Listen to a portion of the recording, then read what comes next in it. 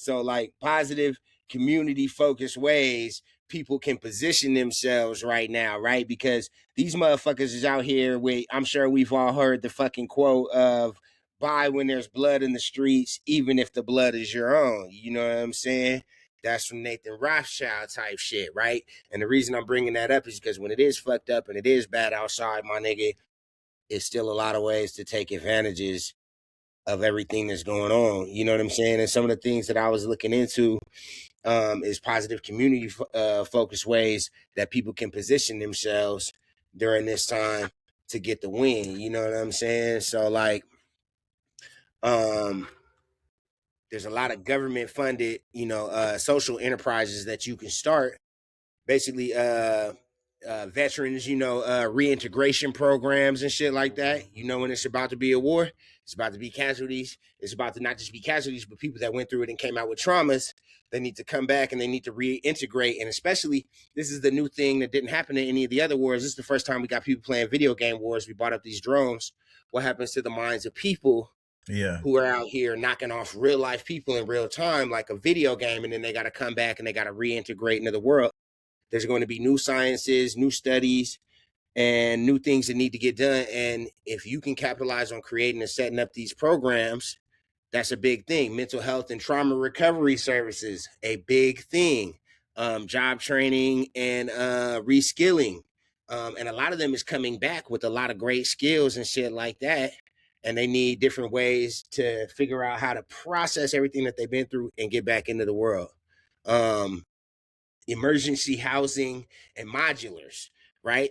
So when people are displaced, we've seen influxes over the years of the Ukrainians coming in. We've seen Somalians coming in. We've seen people from all kind of displaced places that end up coming over and coming in. For some reason, we're not seeing Palestinians. I digress. But basically, there's a whole market for that. So when people are getting displaced and they're allowed to come in, who's the person that's capitalizing on the housing for when they come in? That should be you. You're an American. You should be winning off of that. Offshoring, rebuilding these motherfuckers.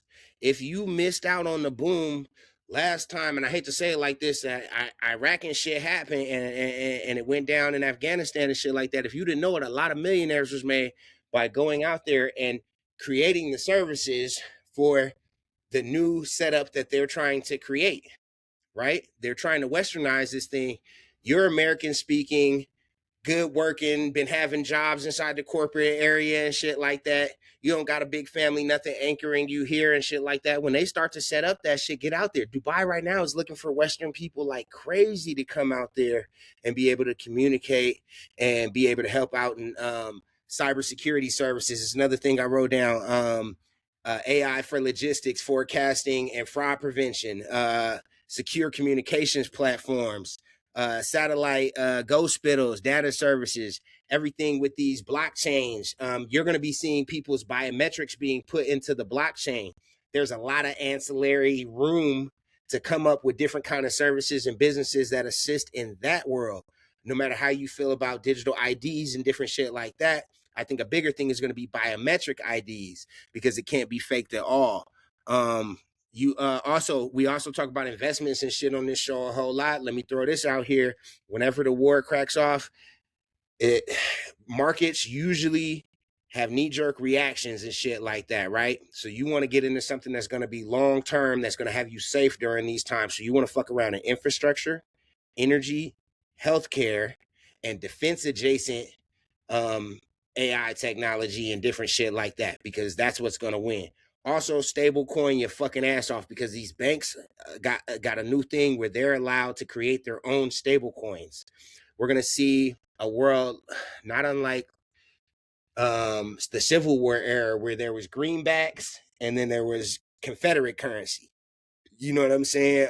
I'm not an authority on this area, but I know that there was multiple different currencies, and then there was the English currency and shit floating around inside the U.S., and different states had declared their own currencies. We're going to go back into that kind of a world as we go into World War III.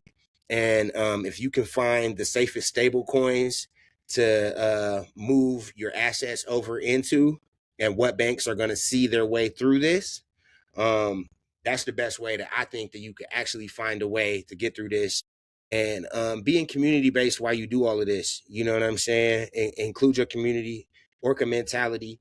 Each one teach one. That's why I'm here doing this. So like, a bomb might drop on my head while I'm driving on the road in Nevada one day.